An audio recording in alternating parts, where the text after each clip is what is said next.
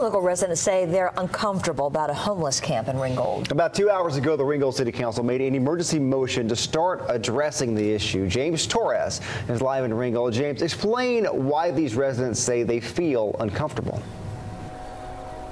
Well, Josh and Kim, those homeowners say that they found out that at a nearby homeless camp close to their homes, just about hundreds of feet away, sex offenders were living under that Highway 41 bridge. And after about an hour of testimony from residents here at the Ringgold City Council meeting, the council decided to vote and accept and adopt an emergency ordinance that would remove those homeless people from that area near homes.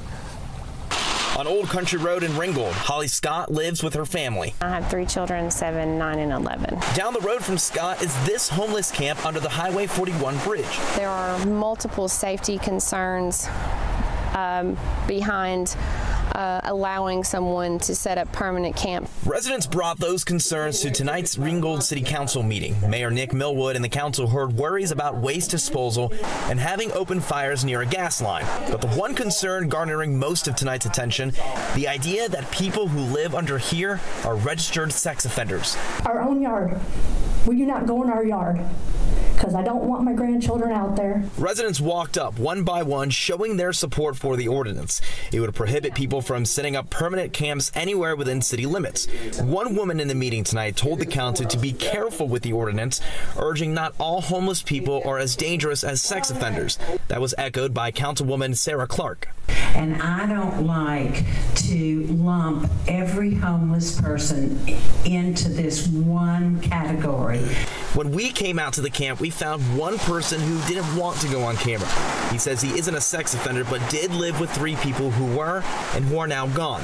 Scott says the thought of sex offenders having once been in her backyard is scary. I was terrified. I was immediately concerned for not only my children that are in this in my yard, but the children that are walking the street every day. And during tonight's council meeting, there was some back and forth about a Georgia probation officer. Both residents and council members say that they advised some of those sex offenders to live under that bridge. Of course, those offices were closed today in observation for Veterans Day, but I did leave a message for a probation officer supervisor. I'll let you know when they return my call. Right now, we're live in Ringgold. I'm James Torres, News Channel 9. James Torres, thank you, sir. Now, council passed an emergency ordinance, which means they've adopted the ordinance immediately for only 30 days, though. They'll have first and second readings to permanently accept it. The first reading will be part of a special called meeting on Thursday night. On that same day, local churches are planning their own meeting to discuss what kind of services they can offer to the homeless community in that area. People who live in